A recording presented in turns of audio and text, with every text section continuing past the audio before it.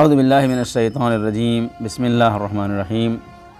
नाज़रीन अस्सलामु अलैकुम। आप हज़रात हमारी सीरीज़ शिया कैलेंडर का ये आखिरी एपिसोड मुलाज़ा फरमा रहे हैं। आज हम जिक्र करेंगे माह जमादुल आखिर के ततिम्मे की, यानी इस महीने में जो वाक़या रूनुमा हुआ उसकी दक़ीक़ तारीख़ हमको नहीं मालूम। वो है मौला अली हज़रत अलैहिस्सलाम के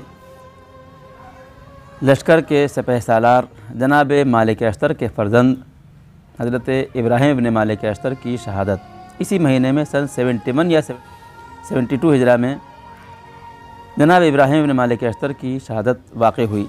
इब्राहीम इब्न मालिक अश्तर मौला अली के सहाबी और आपके लश्कर के चीफ़ कमांडर जनाब मालिक अश्तर के फ़र्जंद थे और जंग सिफ़ीन में मौला अली की रकाब में थे और आपके इस जंग में आपके साथ देने वालों में थे।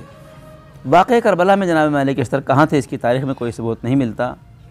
मुमकिन है जनाब मुख्तार की तरह ये भी कहीं क़ैद में रहे हों कि अगर चूँकि ये अहले बैत अलैहिस्सलाम के चाहने वाले थे, अहले बैत के शहदा थे, लिहाजा अगर मक़दूर होता तो ये भी करबला किसी न किसी तरीके से ज़रूर पहुँचते थे।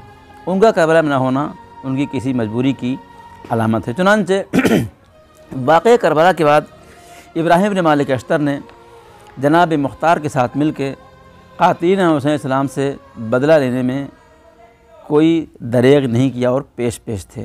चुनांचे जनाब मालिक इब्न अश्तर के फ़र्जंद इब्राहीम जनाब मुख्तार के साथ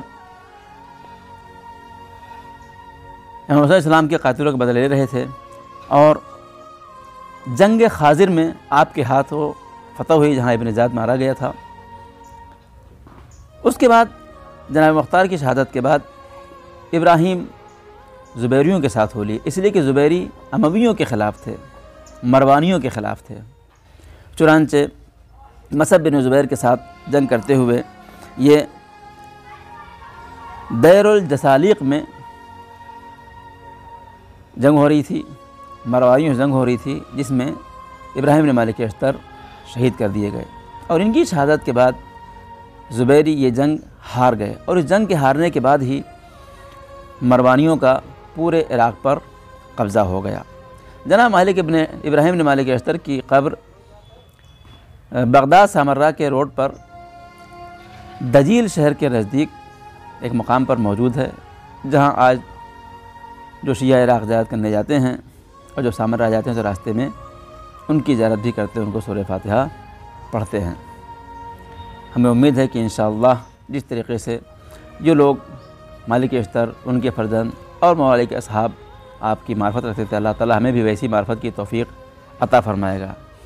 अज़ीज़ान गिरामी क़द्र, ये हमारे शिया कैलेंडर सीरीज़ का आखिरी एपिसोड है। हमने इस सीरीज़ को पिछले साल पहले रजब को शुरू किया था, 5 इमाम महमूद बाक़र सलाम की विलादत के मौके पर, और एक साल हमने आपके सामने जितना मक़दूर हो सका हमने इस शिया कैलेंडर की मुनासिबतों को आपके सामने पेश किया। किताब का नाम है तक़वीम शिया, जो अब्दुल हुसैन नेशापुरी साहब की लिखी हुई है। इस किताब को कम से कम 20 साल पहले हमने तर्जुमा किया था और किताब तर्जुमा करके रखी हुई थी, लेकिन छापने का मौका नहीं आ रहा था, तबात का मौका नहीं आ रहा था। चुनांचे एक मरतबा हमने साहब को दिया भी, उन्होंने कुछ सफ़ात इसके छापे भी, फिर उनका कंप्यूटर ख़राब हो गया, वो किताब नहीं छप सकी।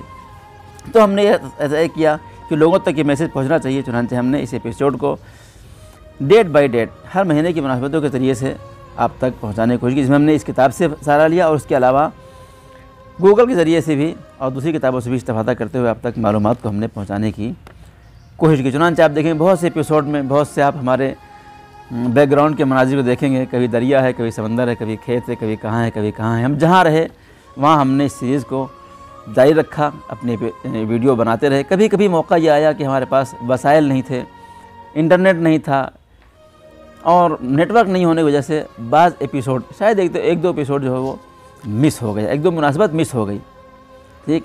वरना अल्हम्दुलिल्लाह हमने कोशिश की कि हम इस तरह के इस प्रोग्राम को आप तक पहुँचाएँ और हम शुक्रिया अदा करते हैं तमाम नाज़रीन का जिन्होंने हमारे प्रोग्राम को देखा, सराहा, तनकीद की, बहुत शुक्रिया उन लोगों का, तारीफ़ की, उनको भी बहुत शुक्रिया। हमें उम्मीद है कि इंशाअल्लाह आपने कमेंट किया, लाइक किया, इन सब का शुक्रिया। हमें उम्मीद है कि इंशाअल्लाह हमारे साथ जुड़े रहेंगे और हमारी अगली सीरीज़ जो तकरीबन शुरू हो चुकी है या अली उसको आप मुलाहिज़ा फरमाते रहेंगे। हम शिया कैलेंडर के इस सीरीज़ से आपसे अलविदा लेते हैं, आपको सलाम अर्ज़ करते हैं और उम्मीद करते हैं कि आप हज़रात हमारा साथ इस तरह देते रहेंगे ताकि हम अपनी इस खिदमत में आपको साथ लिए रहें। खुदा दुआ पालने वाले हम सब की तौफ़ीक़ात में इज़ाफ़ा फरमा, हमें ज़माने के साथ चलते हुए ज़माने के ज़रिए पैगाम अहले बैत तक को लोगों तक पहुँचाने की तौफ़ीक़ अता फरमा। खुदा रसूल और अहले बैत की मारिफत की तौफ़ीक़ अता फरमा, हमारे अमल में इखलास की तौफ़ीक़ अता फरमा। रब्बना तक़ब्बल मिन्ना इन्नका अंतस समीउल अलीम। वस्सलामु अलैकुम वरहमतुल्लाहि वबरकातुहू। खुदा हाफ़िज़। इल्तिमास दुआ, इंशाअल्लाह अगली सीरीज़ में फिर आपसे मुलाकात होगी।